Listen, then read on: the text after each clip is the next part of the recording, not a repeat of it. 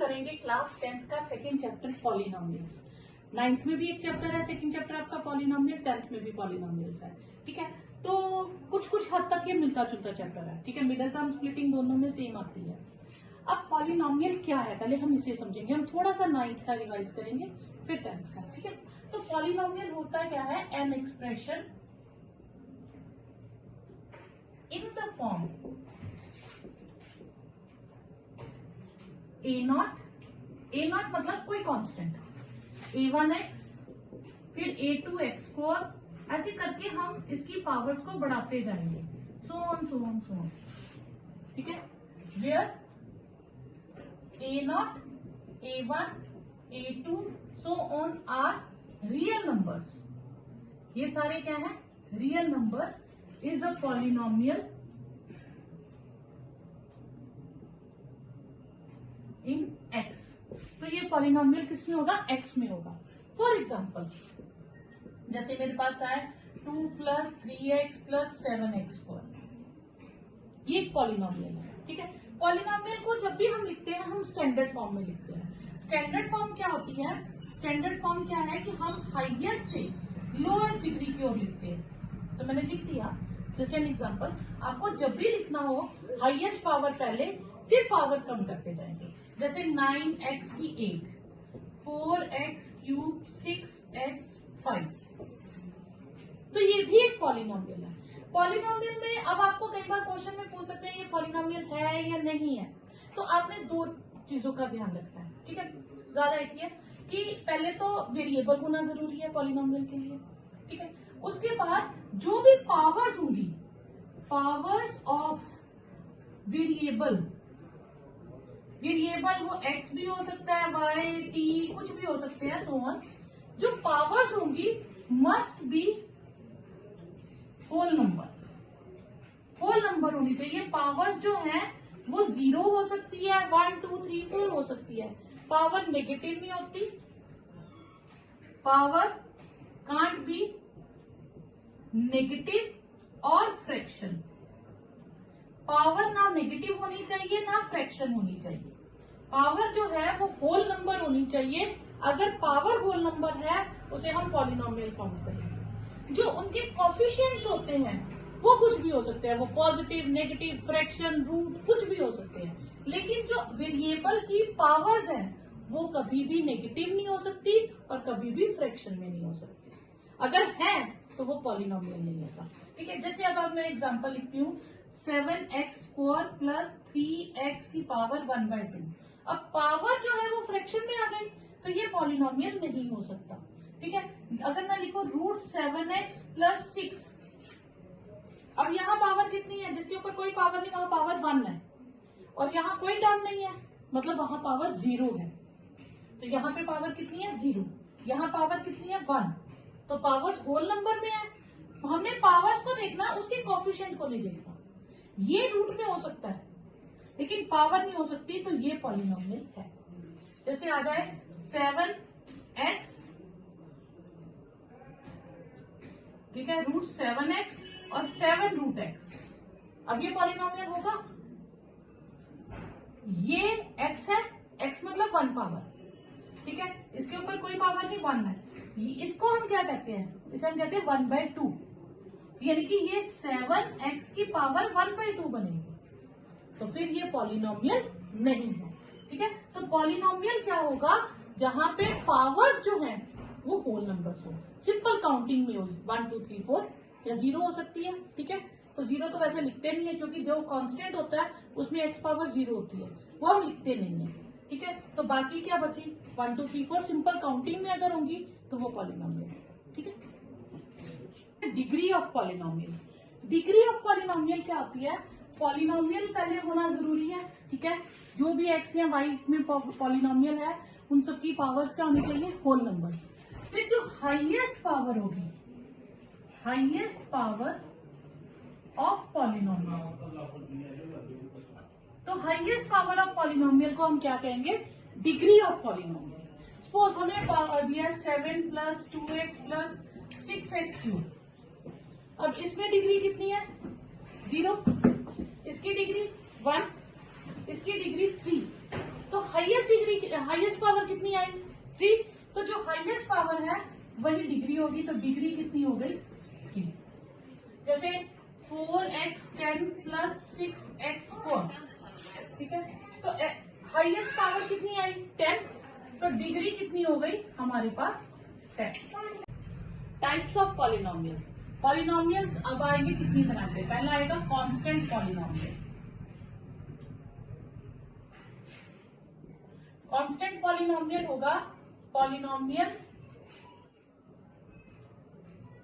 With degree 0, जिसकी degree क्या होगी 0 होगी। डिग्री यानी कि हाईएस्ट पावर, तो उसकी हाईएस्ट पावर ही 0 होगी, यानी कि 0 से ज्यादा उसमें पावर वाली टर्म ही नहीं होगी। तो वो कैसा हो सकता है, 2 हो सकता है, -3 हो सकता है, √5 हो सकता है, 7/3 हो सकता है। किसी भी कांस्टेंट टर्म को हम क्या कहते हैं, कांस्टेंट पॉलिनोमियल, जब उसके साथ और कोई टर्म ना हो, ठीक है। फिर आता है लीनियर पॉलिनोमियल। लीनियर पॉलिनोमियल क्या होगा, जिसकी डिग्री 1 होगी, ठीक है, जिसकी डिग्री कितनी होगी 1, और वो किस फॉर्म में होता है, ax प्लस b की फॉर्म में होता है, और a शुड नॉट बी 0, ठीक है, a शुड नॉट बी 0। जैसे 2x - 3, 7y - 6, कुछ भी ले सकते हैं, ठीक है। अब ये प्लस भी हो सकता है, माइनस ही नहीं लेंगे हम, ठीक है। अब यहाँ पे ध्यान देना, कई बार क्वेश्चन ऐसे ट्विस्ट करके पूछ लेते हैं, लीनियर पॉलिनोमियल दिया है, हमें उसे कांस्टेंट बनाना है, तो कंडीशन बताओ। कांस्टेंट में x नहीं होना चाहिए। अब लीनियर को कांस्टेंट बनाना है, तो मतलब मुझे इस टर्म को हटाना पड़ेगा, तो सिर्फ b बचेगा, ax खत्म करना है, तो फिर उस केस में a क्या हो जाएगा 0 हो जाएगा। तो जो भी टर्म दी होगी हम उसे 0 लेट कर लेंगे, तो वो क्या बन जाएगा, कांस्टेंट पॉलिनोमियल। फिर आता है क्वाड्रेटिक पॉलिनोमियल।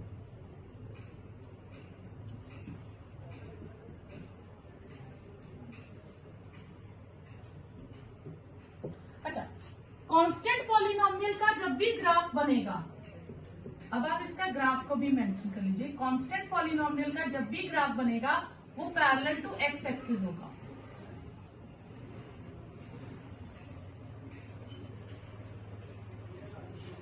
कांस्टेंट पॉलिनोमियल का ग्राफ कैसा बनेगा, पैरेलल टू एक्स एक्सिस। और जो लीनियर होगा उसका ग्राफ कैसे बनेगा, उसका ग्राफ एक स्ट्रेट लाइन बनेगा। स्ट्रेट लाइन कैसी भी हो सकती है, ये भी हो सकती है, ठीक है, ये भी हो सकती है, ऐसे भी, कहीं भी, कैसे भी हो सकती है। तो उसका ग्राफ हमेशा किस फॉर्म का होगा, एक स्ट्रेट लाइन की फॉर्म का होगा, but not parallel to x axis, ठीक है। फिर क्वाड्रेटिक पॉलिनोमियल जिसकी डिग्री क्या होगी 2 होगी, और वो किस फॉर्म में होगा, ax² plus bx plus c, उसमें भी a 0 नहीं होना चाहिए। तो क्वाड्रेटिक पॉलिनोमियल में देखो, कई क्वाड्रेटिक पॉलिनोमियल होंगे जिसमें तीनों टर्म्स होंगी, स्क्वायर वाली भी होगी, x वाली भी होगी, और बिना x के भी होगी। ये भी हो सकता है कि 2x² प्लस 7x लिखे, कांस्टेंट लिखे ही ना, तो भी ये क्वाड्रेटिक पॉलिनोमियल है, क्योंकि उसकी हाईएस्ट डिग्री कितनी है, पावर कितनी है 2 है। ये भी हो सकता है कि वो 2x प्लस 6 लिख दे, 7x को इलिमिनेट कर दे। तो ये तीनों ही टाइप किस में आ जाती है, क्वाड्रेटिक में। हो सकता है सिर्फ 2x² ही लिख दे, ये भी क्वाड्रेटिक पॉलिनोमियल है, ठीक है। अब क्वाड्रेटिक पॉलिनोमियल की जो ग्राफ बनेगा वो हमेशा यू शेप होता है। वो क्या होगा, यू शेप होगा। वो इस तरह से बनेगा, इस तरह से बनेगा, ठीक है। अपवर्ड या डाउनवर्ड होगा, वो अकॉर्डिंग टू x² का कोफिशिएंट कैसा है और बाकी की कंडीशंस कैसी हैं। तो बस आप इतना याद रखिएगा, कांस्टेंट का graph parallel to x axis होता है, लीनियर का ग्राफ स्ट्रेट लाइन होता है, और क्वाड्रेटिक का ग्राफ यू शेप में होता है। क्लियर। नेक्स्ट है, हम शेप्स को डिस्कस करेंगे। क्वाड्रेटिक पॉलिनोमियल है, क्वाड्रेटिक पॉलिनोमियल में अगर अपवर्ड पॉलिनोमियल यू शेप आ जाए तो वो कब होगी, व्हेन a इज पॉजिटिव। जब a पॉजिटिव होगा तो अपवर्ड पैराबोला बनेगा। इसे हम कहते हैं, इस शेप को हम कहते हैं पैराबोला। या तो 11th में आगे इसके बारे में काफी स्टडी करोगे अगर पढ़ोगे मैथ्स तो जब a पॉजिटिव है तो ये अपवर्ड डायरेक्शन में होगा, और अगर ये सपोज करो ऐसे डाउनवर्ड डायरेक्शन है तो उस केस में ए नेगेटिव होगा। क्लियर? तो कई बार आपको एमसीक्यू में ये भी क्वेश्चन आ सकता है कि ये पैराबोला है तो इसमें ए की कंडीशन क्या होगी, ठीक है, उसे लेके। दूसरा, अब यहाँ भी एक्स एक्सिस को कितनी बार कट कर रहा है, 2 बार कट कर रहा है, तो इसका मतलब इसमें 2 जीरोस होंगे। इसमें कितने जीरोस होंगे, 2 जीरोस होंगे। अगर सपोज करो पैराबोला इसे ऐसे टच कर जाए, ठीक है, तो इसमें 1 जीरो होगा। 1 जीरो मतलब एक ही आंसर 2 बार आएगा। जैसे x की वैल्यू सेम आ जाएंगी, जैसे 1 1 आ गई, 2 2 आ गई, 3 3 आ गई, -7 -7 आ गई, तो इसमें एक ही जीरो 2 बार होगा। तो नंबर ऑफ जीरोस कितने होंगे, 1। ठीक है, अगर हमारे पास सपोज करो